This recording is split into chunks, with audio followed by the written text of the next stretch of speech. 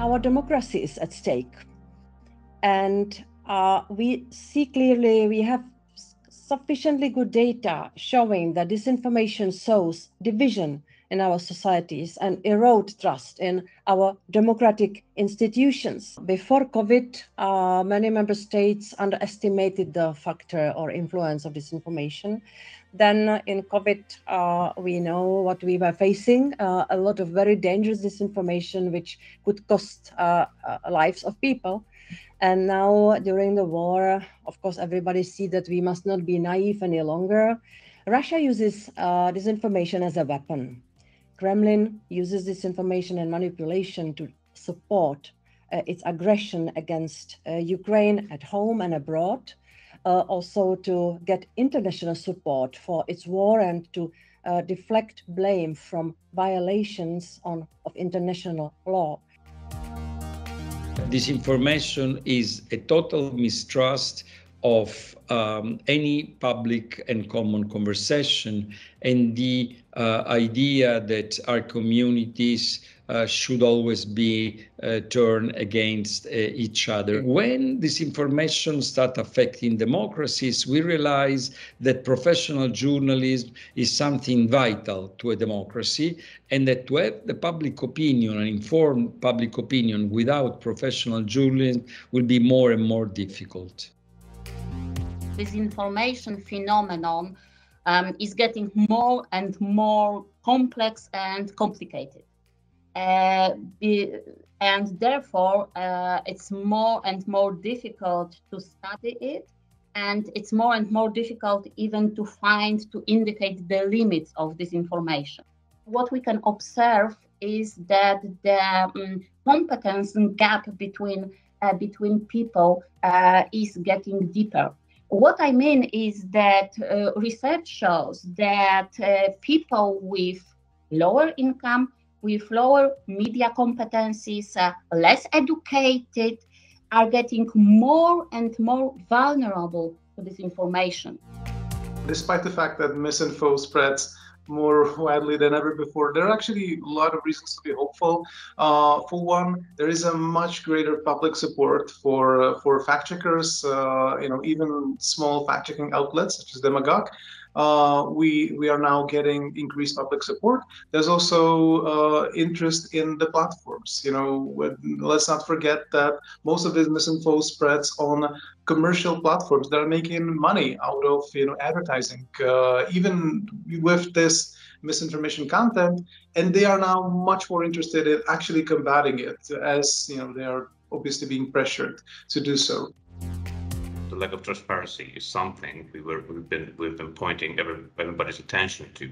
The problem is that we don't know how the platforms are working in detail. We know what the platforms are telling us, but I think this is not only about us as media regulators or other players in the system, even users trusting the platforms. But I think we need to create a systemic kind of accountability structure, and for that we need transparency, because some of the platforms may be doing a good work, some of them may not, but it's hard to distinguish. We are always as media regulators trying to be cooperative with the platforms, but we also see that platforms can do a lot of work in some markets, but in, for example, small markets where their presence is not that important for them, they are not doing that much. We have to act on the EU level. We set up support systems for the member states. We share information and best practices. And we also want the big platforms like Meta or Google to present and tackle disinformation in all the languages of the EU member states.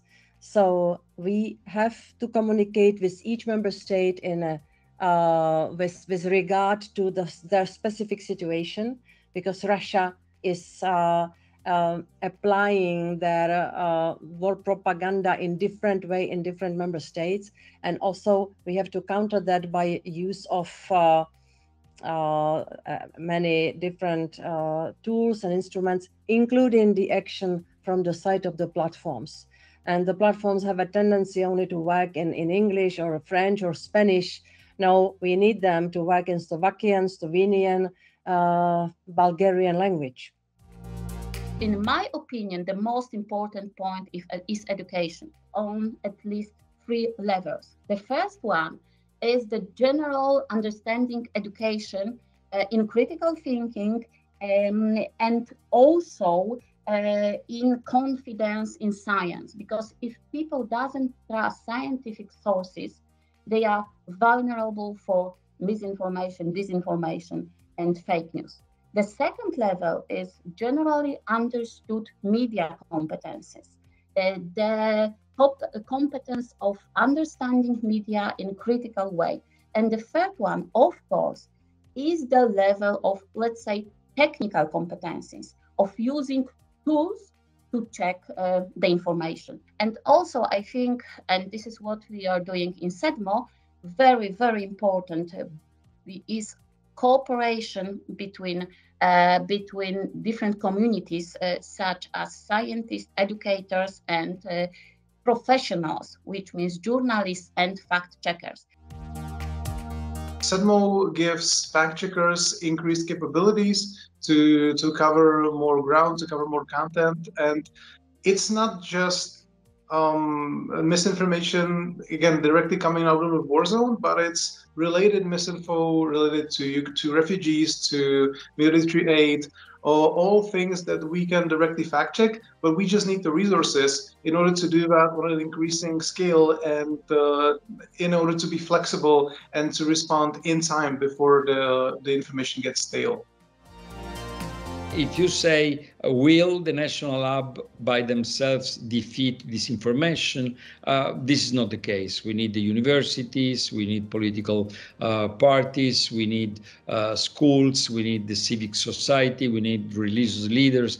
The problem is to rebuild trust. The reason why we are losing the war on disinformation, academics, journalists, mainstream, government, intellectuals, institutions, is because we fought it as a regular army fighting a guerrilla war. Disinformation is an asymmetric war. There is, a very famous saying of Lawrence of Arabia, that was a big expert on asymmetric war, having fought successfully one. And he said, fighting asymmetric war is like eating soup with a knife. It's difficult, is slow, is dangerous because you can cut your tongue, and it's very messy because you splash the soup all around your jacket. So this is exactly what we have to learn, eating soup with a knife.